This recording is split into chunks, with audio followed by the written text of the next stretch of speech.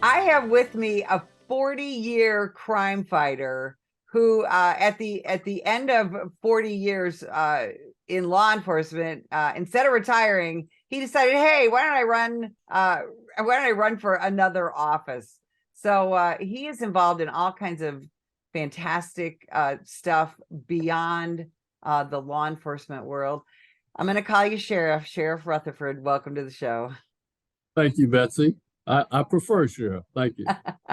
So I just have to ask you the question that every one of us gets asked at some point in our lives. Why'd you become a cop?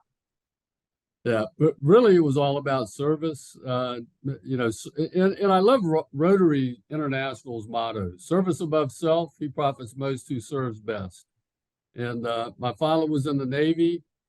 Um, you know, he protected the homeland under arms, and I protected the hometown under arms. And it was just it just grew out of a concept of service. Now, you were sheriff of a very, very large county, Jacksonville, Florida, which, the city of Jacksonville, over the years has been a Right, it's very dangerous consolidated. city. Yeah, yeah. And you were sheriff for quite a while there, and you really ushered in some big changes as far as the way that you fought crime, the professionalism. I've had the opportunity to spend quite a bit of time there, but finally you termed out. And what made you want to go to Washington, D.C.? Well, I tell you, Betsy, part of my career that a lot of people don't know about is the fact that for 9 of those 12 years I was sheriff, I actually was legislative chair for the Florida Sheriff's Association. I was in Tallahassee lobbying for the Florida Sheriff's Association, and it really informed how I came to Washington, D.C. and viewed my best practices up here. Because when I, it's funny when I was first elected sheriff, the way I became legislative chair was I actually had drafted a bill on my own as a new sheriff. I was trying to get the severely ill and mentally ill out of my jail and into community treatment, the severely addicted and mentally ill. And so I had this great bill. They didn't have room on their agenda, the legislative committee. So I ran it on my own and it failed. So, but what I learned from that was, I tell people now, I was so naive back then, I thought bills passed on their merit. No, you got to have the relationships to get that bill passed. And so I spent the next year getting ready for the next session of the state legislature, and I take it to the legislative committee the next cycle, and they're like, nope, sorry, still no room. I'm like, okay, well, I'm going to run it again.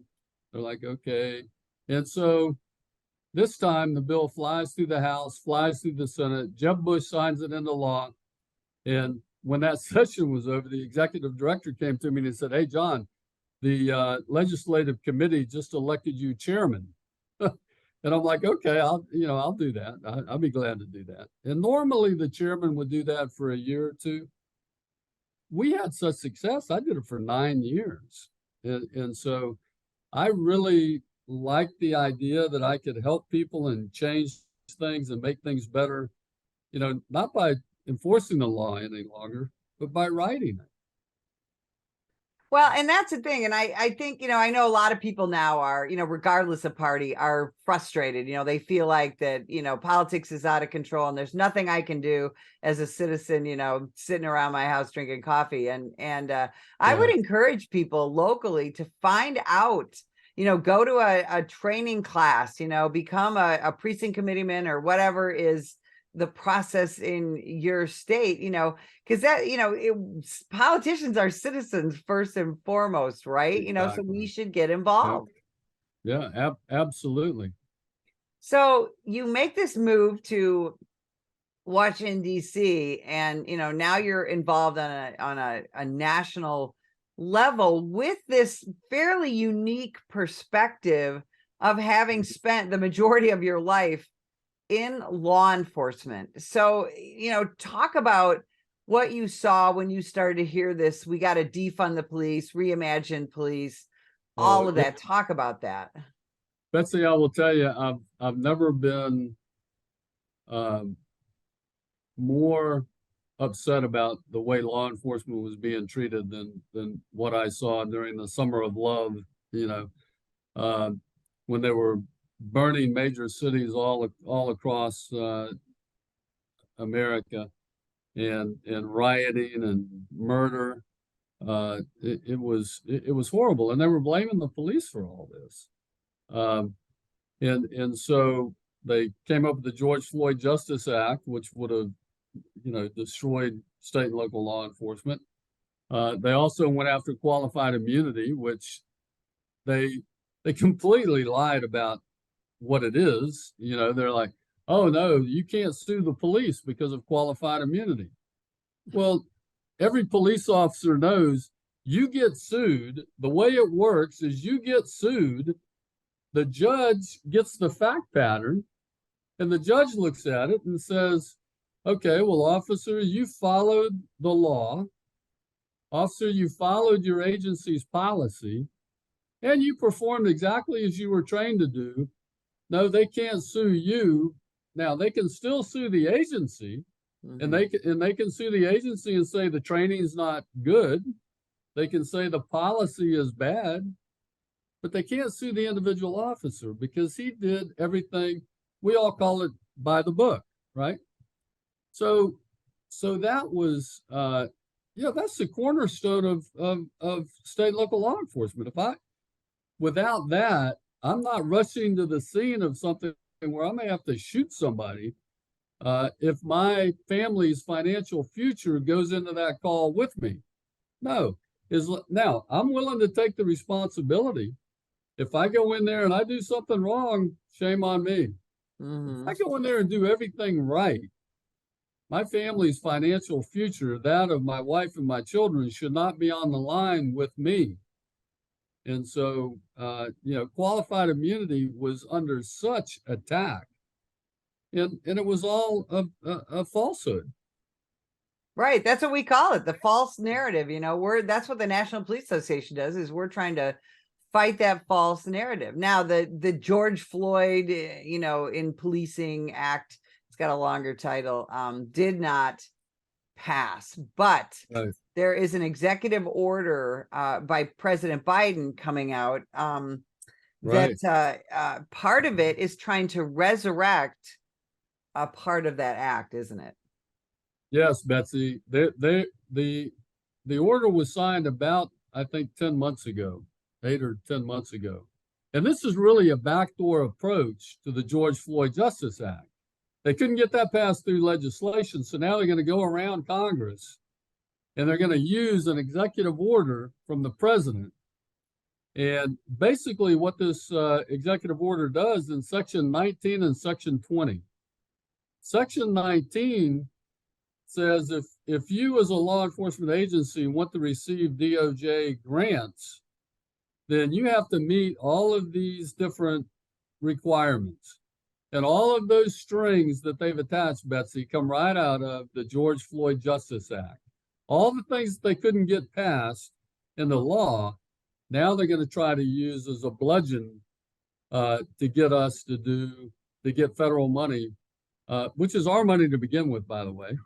It came from my constituent, when I talk about my constituents as sheriff, it came from my constituents. I want some of that money back to protect them with, to do the things that we need to do.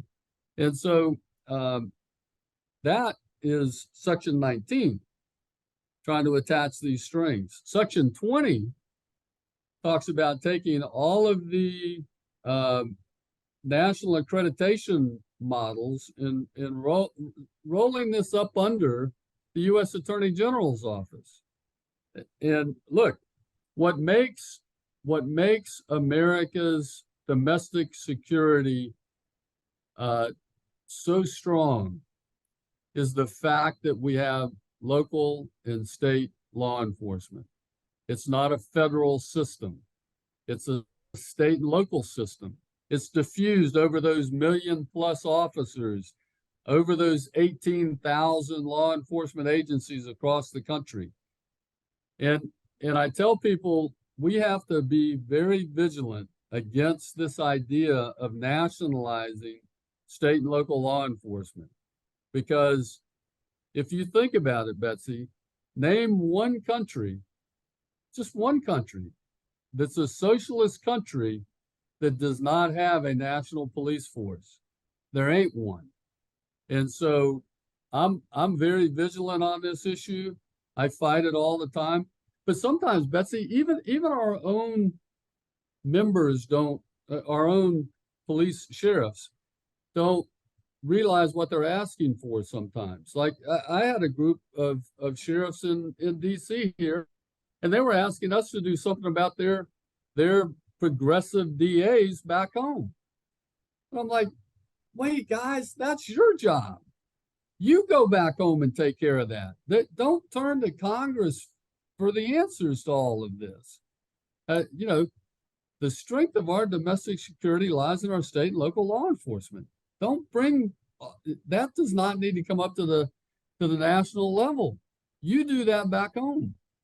I spend a lot of time in the media explaining to reporters the American criminal justice system, and that is one of the biggest things. And I just was out of the country for International Women's Day. I gave a keynote talk, and there were almost every country there was a socialist country, if you will. And that was one of the things I emphasized, was the difference in the American justice system, the American policing system. And they were so blown away by the fact that, you know, a little town of 1,500 and its police chief and 2 police officers gets to determine their own policies and the way that they are going to police. And that is the beauty of our system. And I think you're right. I don't think most people really understand that well. No, they don't. And I will tell you, now I'm a sheriff, so I'm obviously inclined to think that an elected sheriff is more important than an appointed police chief. And the reason I say that, when I look at what went on across the country, you know, we were talking earlier about the BLM movement and all of that after George Floyd was horribly killed. I mean, I don't know a single law enforcement officer that supports what they saw in that video with that man. Look, now, how they turned around and make him out a hero of some sort is beyond me. But what those officers did at the scene was wrong. Nobody's taken up for that.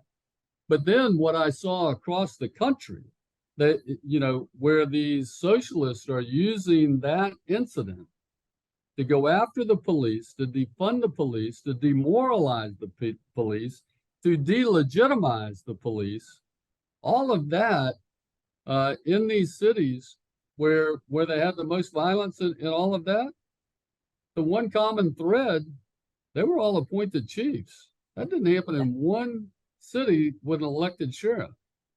And so, you know, I think the value of being elected as a sheriff in your county. Now, I do point to some of those sheriffs that should have stepped up, even though they may be small agencies and they have big cities in their jurisdiction.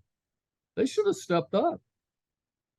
Well, absolutely, and that's where voters come in to put on that pressure to say, hey, we don't want this, you know, we don't want this crime. We don't want you to give in to the rioters and looters. And, you know, that was one of the big issues in 2020 and 2021 with the riots was police leadership, and where police leadership stood up. You had, you had a more measured response. Betsy, the chief in Seattle was saying, I won't use her name, but she was saying, you know, well, I didn't give these 6 blocks up, you know, the mayor did. And I'm like, then why are you still wearing your badge? Yeah. You know, I'd have resigned before I'd have put up with that. But as an elected sheriff, I would have never allowed that to happen. And you know, and I had a great relationship with my mayor. Mhm. because Jacksonville is a consolidated government, so the city and the county are one. And so, from time to time, I had to remind the mayor, Mayor, I don't work for you. I work for those people out there just like you do. I Yeah. work for a constituency that I've taken an oath to keep safe. So no, I'm not going to do what you're asking me to do, because that's not the best thing for public safety. And and a couple of times it put us at odds, but that's the American system as you just described it. Yeah, absolutely correct. So now you spend a lot of time in Washington D.C. and one of the things happening there right now that you've fortunately been involved in is the District of Columbia. Their council was trying to basically reduce sentences for criminals. Now, how did the District of Columbia, unique system, right? How did Right. you guys get involved in that? Well, we have legislative responsibility over the District of Columbia because, as you know, they're not a state. They're a district. And so through that process, when we saw, actually it was a citizen, this is a great, I think, history or government lesson here. A citizen came to a congressman and said, "Hey, look at what they're doing, and this ain't right. Can you do something?" And he did. And so Andrew went and drafted a bill to undo what they were trying to accomplish by allowing carjackers and all kinds of people early release and all of that. So we were able to stop that because by the Constitution, we have some legislative responsibility over them. And that's one of the problems we have throughout the country in so many urban areas is, Exactly. Bail reform, reduced sentencing, things like Right. that are we're releasing violent criminals back to reoffend, aren't we? Yeah. Well, listen, let me tell you, Betsy, when I was sheriff, I had a situation with a bad state attorney. We call them state's attorneys in Florida. I had a situation with a bad state attorney. Now, he was great in the early years, but and he was there for decades. He got less and less effective, and finally he was now prosecuting more felonies, I think, than he was prosecuting. And so, as sheriff, it doesn't matter how many times I put people in jail. If he's just letting them go, there's no deterrent. So I went to the business community and we had a little meeting. It was me, the state attorney, and the mayor. And we all presented our case on why this guy was doing a bad job. Now he's elected. And so so when that meeting was over, the business community told him, look, if you run again, we're going to run somebody against you. And so he decided to retire. I got a great aggressive prosecutor in there. So now we had the intervention piece of the pie. I call it the pie. You got to fight. If you're going to fight crime in your community, you need the whole pie, right? That's prevention, intervention, and then enforcement. And so we had a great enforcement part. We had put together intelligence-led policing. We had Operation Shutdown. We had all the great enforcement going, but we couldn't get prosecution. We had great prevention stuff that the mayor had done a fantastic job putting together. But we didn't have the intervention piece with the state attorney. So politically, I went after him. Yeah. And we changed the state attorney. And by 2011, we had the lowest violent crime, lowest murder numbers that city had seen in 40 years. We had fewer murders. Betsy, we had fewer murders in 2011 than we had in 1972. Jacksonville is one of those one of the communities, one of the counties that I always use as an example of what kind of a difference a prosecutor makes, because it's still happening now that you've got a great state's attorney that is pretty no nonsense and is prosecuting crime. And that's what needs, because we hear a lot of talk about, oh, what are we going to do in Chicago? What are we going to do in Philadelphia, LA, Seattle, New York? We know how to fix this. American law enforcement knows how to fix this. Betsy, let me tell you, Betsy, when we started taking care of the lower level crime, the murder and violent crime took care of itself. It was gone. You put the guy in jail and then send him to prison for the first carjacking, and he doesn't wind up killing somebody in the fifth carjacking. And that's how we reduced violent crime and murder in Jacksonville.